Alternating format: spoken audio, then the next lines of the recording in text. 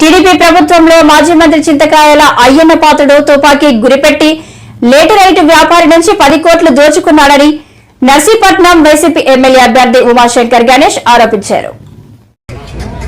ఈరోజు నర్సీపట్నం మున్సిపాలిటీలో 22వ వార్డులో డోర్ టు డోర్ క్యాంపెయినింగ్ చేపట్టడం జరుగుతుంది. ఇందులో పెద్దలు జమీల్ గారు పాల్గొనడం జరిగింది.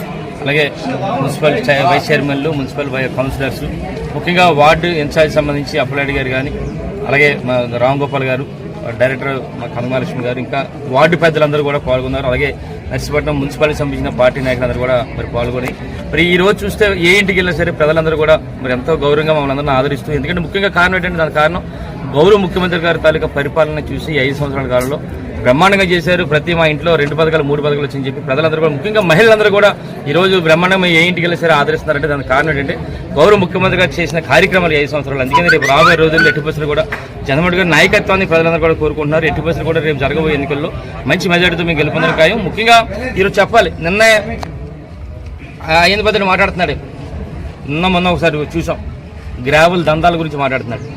అసలు గ్రావెల్ దందాలు కానీ, లాటరైడ్ దందాలు కానీ, మరి అలాగే వజ్రాలు అదే రంగురాల దందాలు కానీ ఇవన్నీ కూడా అయ్యన్న పాత్రుడు కానీ, అయ్యన్న పాత్రుడు కొడుకు మరుగుజ్జు ఈ 5 సంవత్సరాల కాలంలో గత తెలుగుదేశం ప్రభుత్వ హైకాల కాలంలో 100 కోట్లు దోచుకున్న దోపిడీ దొంగలు ఎవరు?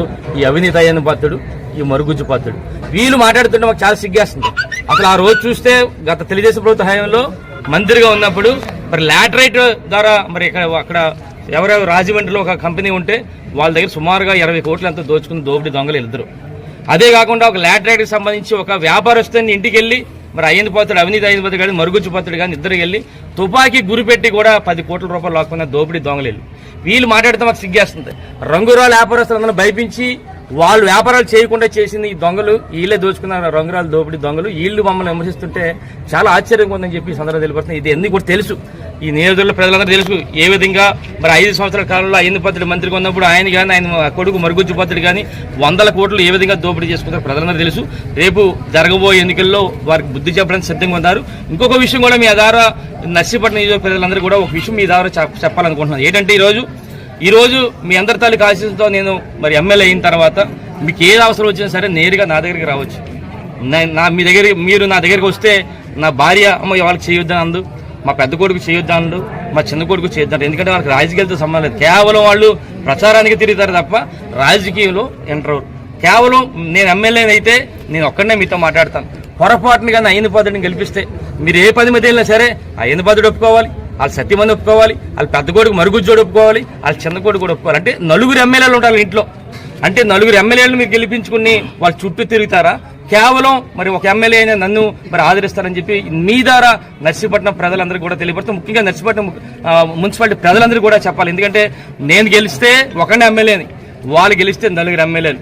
దయచేసి మీ అందరూ కూడా అర్థం చేసుకోండి. వాళ్ళ తాలూకు రౌడీజం, గూండాయిజం అన్ని మీకు తెలుసు.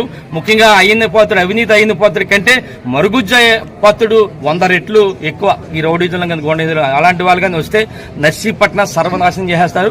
అందుకనే ఎందుకు తెలుసు, ప్రజలందరూ తెలుసు. రేపు జరగబోయే ఎన్నికల్లో బ్రహ్మాండ మెజారిటీ గెలిపించి అక్కడ అవినీతి అయ్యన్న పాత్రుడిని, ఈ మరుగుజ్జు పాత్రుడిని అల్లిపూడి పంపించే కార్యక్రమం త్వరలో ఉంది.